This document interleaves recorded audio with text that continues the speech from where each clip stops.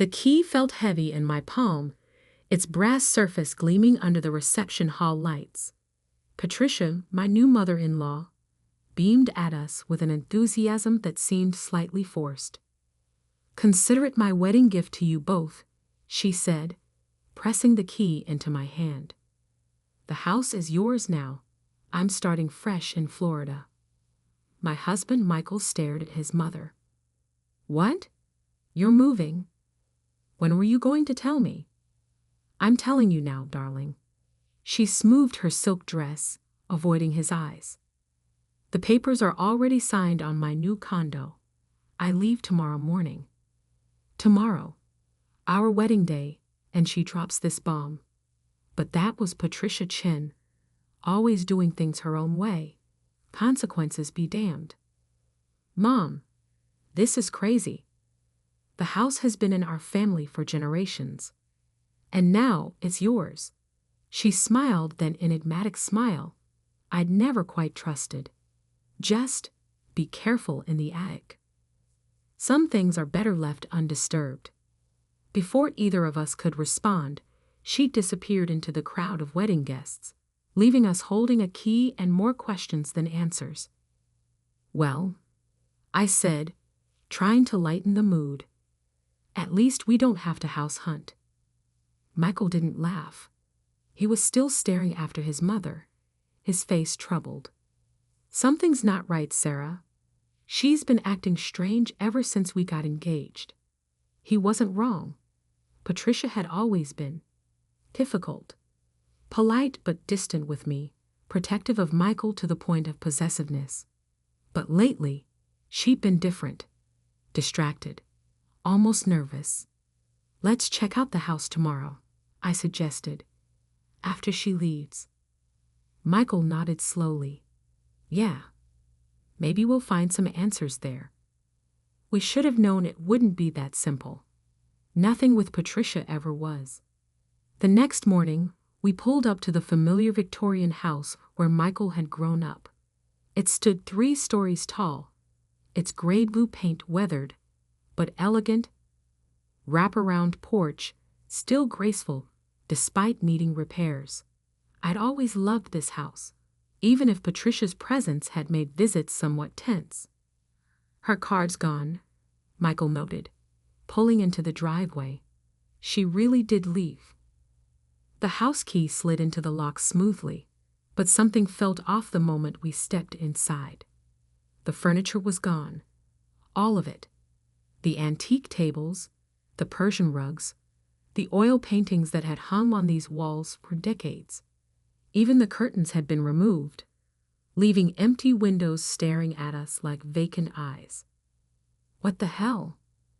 Michael moved from room to room, his footsteps echoing. "She took everything." Not quite everything, I realized, following him. The built-in bookshelves in the study still held their volumes. The kitchen cabinets contained dishes and cookware, but anything valuable, anything personal, had vanished. "Look," I called from the dining room. A single envelope lay on the built-in buffet, Michael's name written in Patricia's elegant hand. He ripped it open, reading aloud. "Dearest Michael, by now you've discovered the house is empty. I've donated most of the furniture to charity. You and Sarah will want to make the space your own anyway. Everything important is safely in Florida with me. The house is yours, free and clear. The deed is being sent to your lawyer. Please don't try to contact me for a while. I need time. All my love, Mom." "Time for what?" Michael crumpled the letter. "What is she running from?" I had no answer. We spent the next hour exploring the house, finding more questions than answers. Every closet emptied, every drawer cleared. Even Michael's childhood bedroom had been stripped bare. Then we reached the attic door. "Be careful in the attic." I remembered Patricia's warning. Some things are better left undisturbed. Michael's jaw tightened. "I'm tired of her cryptic games." He pulled the cord, and the attic stairs creaked down. The space was mostly empty, dust motes dancing in the light from the small window. A few boxes remained, labeled in faded marker. Christmas decorations, old papers, family photos. And there, in the far corner, a small wooden chest I'd never seen before. "That's new," Michael said, frowning, "or old, but I've never seen it before." We approached together, leather shoes leaving prints in the dust. The chest was made of dark wood, intricate carvings decorating its surface. No lock, just a simple brass latch. Inside, we found only one item: a leather-bound diary, its pages yellow with age. June 15, 1992. I read from the first page. "Today, I made a choice that will haunt me forever, but I had no choice. The truth would destroy everything." Michael's face went pale. "That's the year I was born." My hands trembled as I turned the page, reading further. "The baby isn't his. George can never know. He's so happy, already planning the nursery, picking out names. How can I tell him that one mistake, one night of weakness, means the child he's so excited about isn't actually his? I'll take this secret to my grave.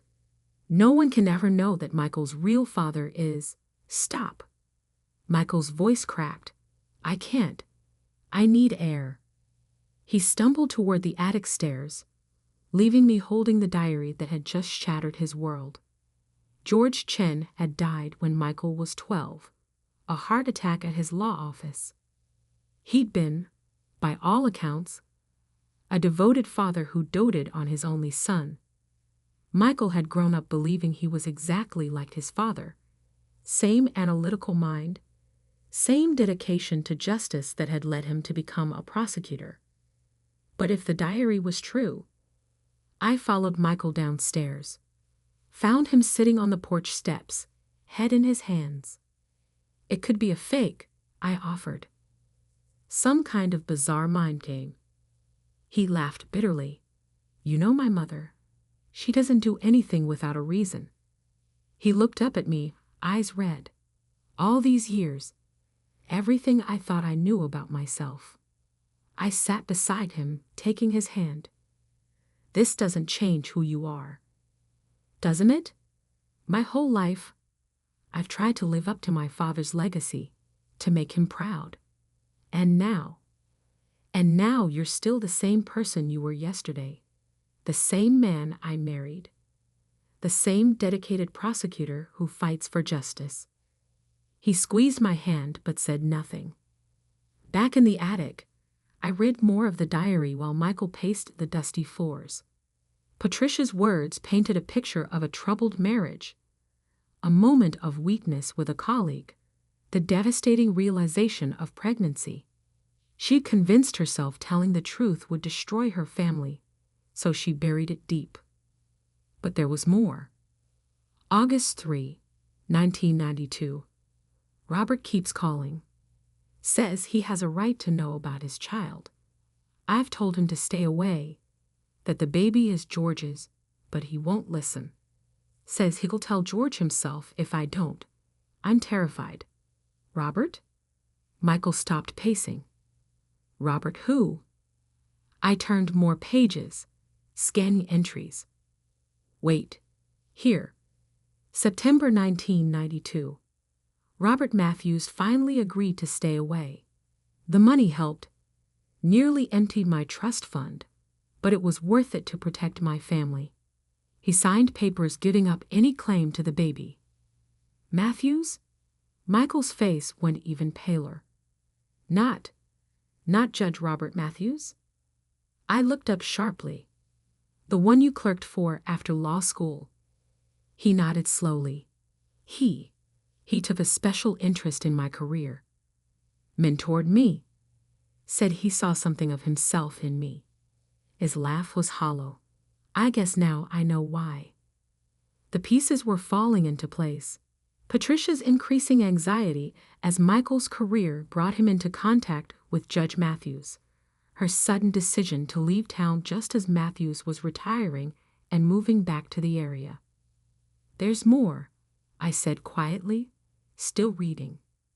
"She writes about watching you and Judge Matthews together during your clerkship.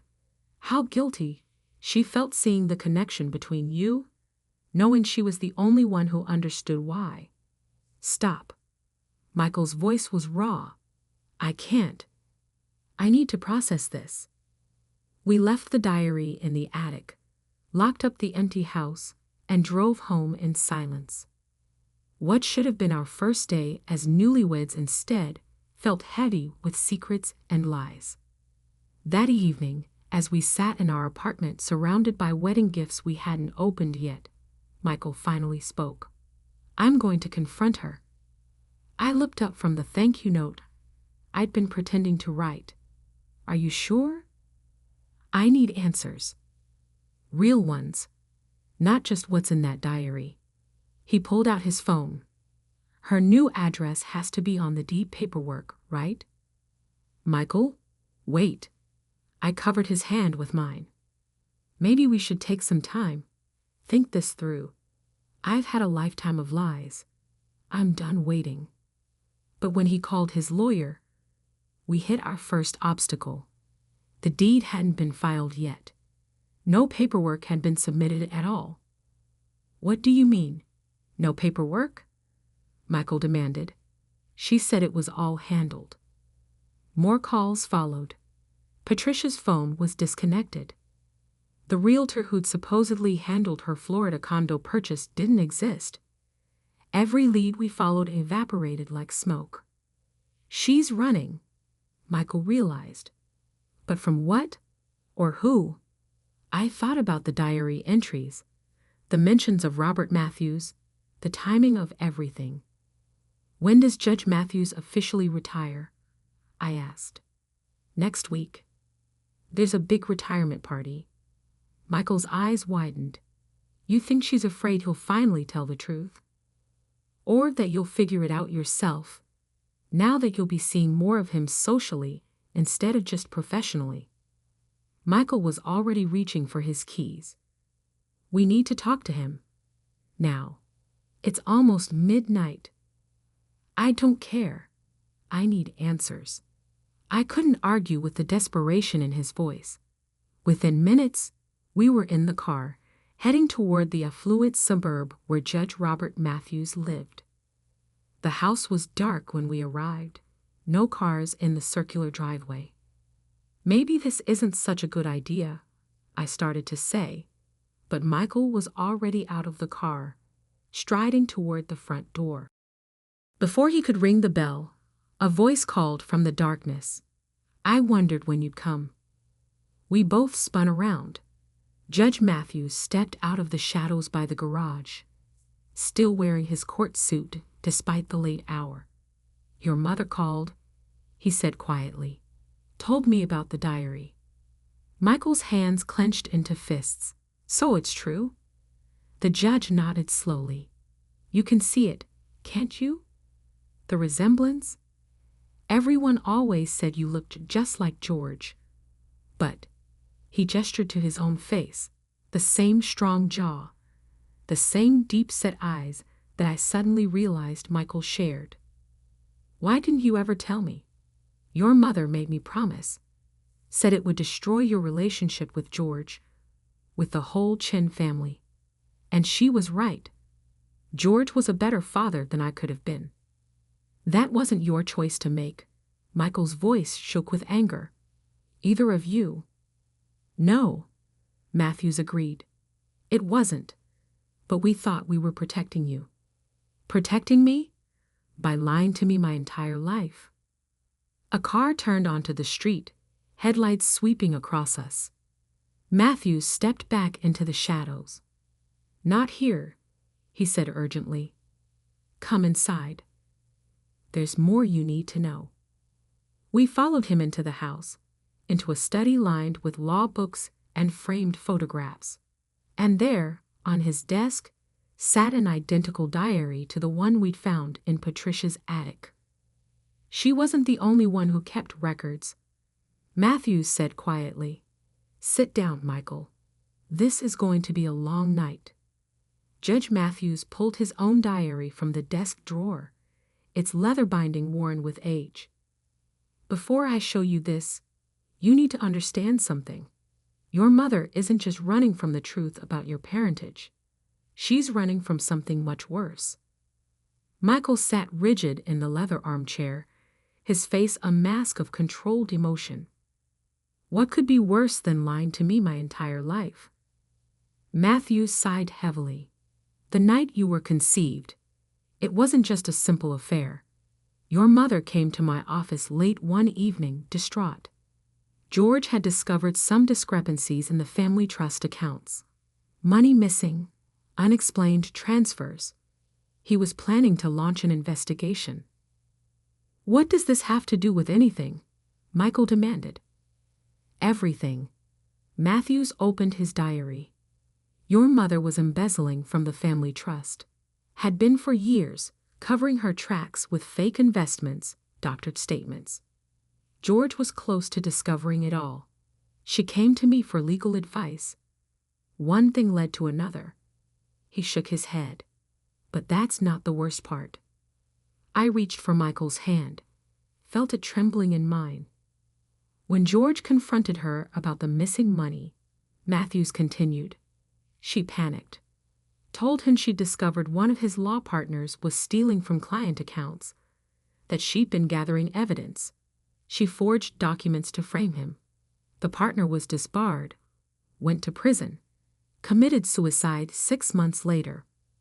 Michael stood up so quickly his chair toppled backward. "No, you're lying." "I wish I was." Matthews pulled a file from his desk. "Here's the proof. The original documents, the evidence of her forgeries. I kept it all, telling myself it was protection in case she ever tried to deny my connection to you. But really, I was just a coward, unwilling to face what I'd helped cover up." I watched the color drain from Michael's face as he read through the file. As a prosecutor, he dealt with evidence of crimes every day. He knew authentic documents from forgeries. And these were real. "Dad's heart attack," he said numbly. "It wasn't just stress from work, was it?" Matthews looked away. George had finally figured it out. All of it. The embezzlement, the frame job, your true parentage. He confronted Patricia that morning. She claims he clutched his chest and collapsed before she could explain. But what? There was an empty bottle of heart medication in his desk. The prescription had just been filled the day before. The implications hung heavy in the air. Michael swayed slightly, and I guided him back to sit down. "She killed him," he whispered. "My mother killed my father." "It was never proven," Matthews said quietly. "The police ruled it natural causes. No autopsy was performed. But George's secretary later told me he'd been planning to go to the authorities that day. About everything." "And you kept this secret? For 20 years?" Michael's voice rose. "You're a judge. You're supposed to uphold justice." "I know." Matthew's shoulders sat. By the time I learned the full truth, years had passed. The statute of limitations on the embezzlement had expired. There was no way to prove anything about George's death. And you were thriving. Top of your class in law school, following in George's footsteps. I told myself revealing the truth would only destroy your life.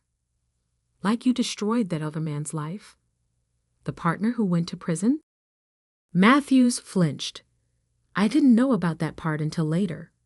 Much later. Patricia was very good at hiding things. Until now, I spoke for the first time. Why is she running now? Because of this. Matthews pulled up a news article on his computer. Thomas Chin, is returning from Hong Kong next week. George's brother. He never believed the embezzlement story, never stopped investigating, and he's finally found proof. Records of where the money went, evidence of the forgeries. He's planning to present it all to the firm's board of directors. Michael leaned forward to read the article. Thomas Chen, international finance expert, returning to take over leadership of the family law firm. The firm where Michael had been offered a partnership position just last month. She knew, Michael said. She knew Uncle Thomas would expose everything. That's why she gave us the house, disappeared to Florida. She's probably not even in Florida, is she? Matthews shook his head. She cleaned out her accounts last week. Bought a ticket to the Cayman Islands. No extradition treaty. I have to stop her. Michael pulled out his phone. Already tried, Matthews said. Her flight left 3 hours ago. The silence that followed was deafening. I watched my new husband struggle to process the avalanche of revelations. His mother a thief, and possibly a murderer. His biological father a coward who helped cover it up. His whole life built on an elaborate framework of lies. What are you going to do? I asked softly. Michael stared at the file in his hands. Proof of his mother's crimes, of the innocent man she'd framed. Documents that could reopen old cases, restore a dead man's reputation, possibly even trigger a new investigation into George Chen's death. The right thing, he said finally. What Dad, what George, would have done. I'm taking this to the authorities. Matthews started to protest, but Michael cut him off. You don't get a say in this, either of you. You've done enough damage. We left Matthews' house as dawn was breaking, the file heavy in Michael's briefcase. He was quiet on the drive home, his face set in lines of determination I recognized from his toughest cases. You know this will change everything, I said gently. Your career, your position at the firm. I know, but I can't be part of covering up these lies anymore. He glanced at me. I understand if you want to. Don't you dare finish that sentence. I grabbed his hand. I married you yesterday, remember? For better or worse. This definitely qualifies as worse, but we'll face it together. The ghost of a smile touched his lips. I don't deserve you. Too bad. You're stuck with me. The next few weeks were a blur of investigators, depositions, and headlines.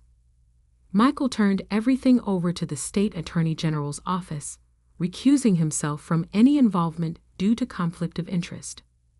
The evidence was overwhelming, not just the documents from Matthews, but the diary from the attic, financial records Thomas Chen had uncovered, and eventually testimony from Matthews himself. Patricia was arrested trying to board a yacht in the Caymans. Apparently, her plan to escape hadn't been quite as foolproof as she'd thought. She refused to speak to Michael, sending only a brief note through her lawyer. I did it all for you. She still doesn't understand, Michael said, crumpling the note. Everything she did, all the lives she destroyed, it was never for me. It was all for herself. The partner she'd framed was posthumously exonerated. His family received a substantial settlement from the firm. Thomas Chen made sure of that. Judge Matthews resigned before he could be impeached, avoiding criminal charges in exchange for his testimony. Michael couldn't bring himself to forgive the man, but he understood the choice to cooperate. Sometimes justice requires hard compromises. As for us, well, we never did move into the Victorian house. Too many ghosts, too many lies embedded in those walls. We sold it and bought a small place of our own, somewhere we could build new memories untainted by the past. Michael left the firm, started his own practice specializing in financial crimes and wrongful convictions. using his knowledge of how corruption works to fight it instead of hiding from it. I've never been prouder of him.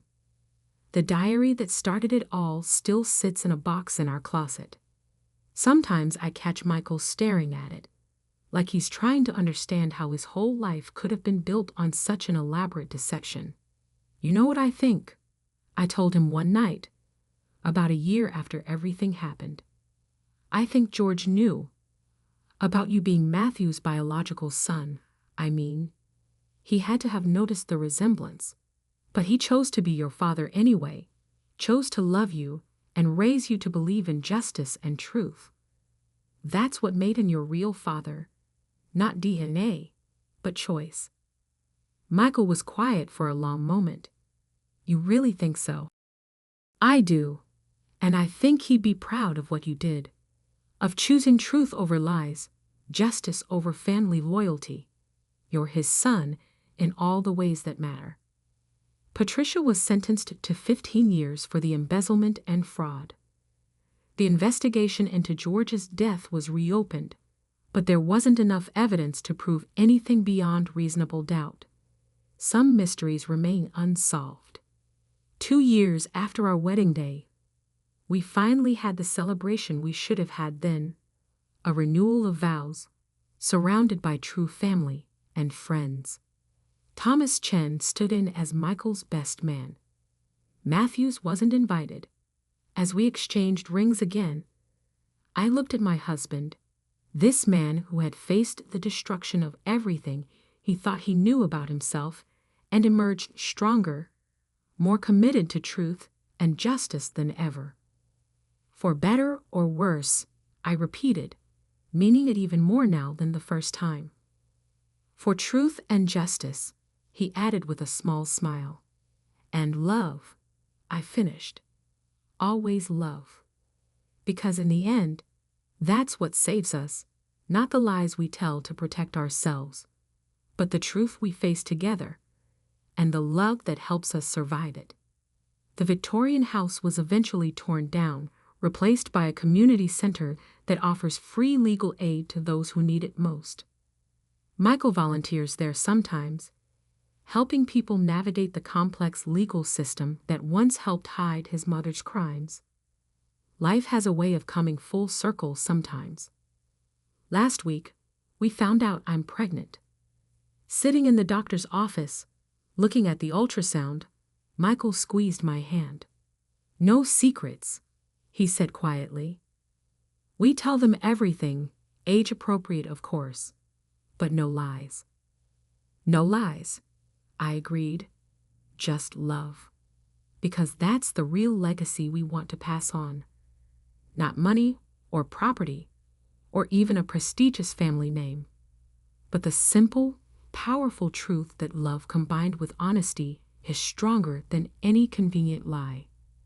The key Patricia gave us at our wedding sits in a frame on our wall now, not as a reminder of what we lost, but of what we found. The courage to face truth, the strength to choose justice, and the love that makes it all worthwhile. Sometimes the most valuable wedding gifts aren't the ones we expect. Sometimes they come disguised as disasters, as revelations that shatter our world.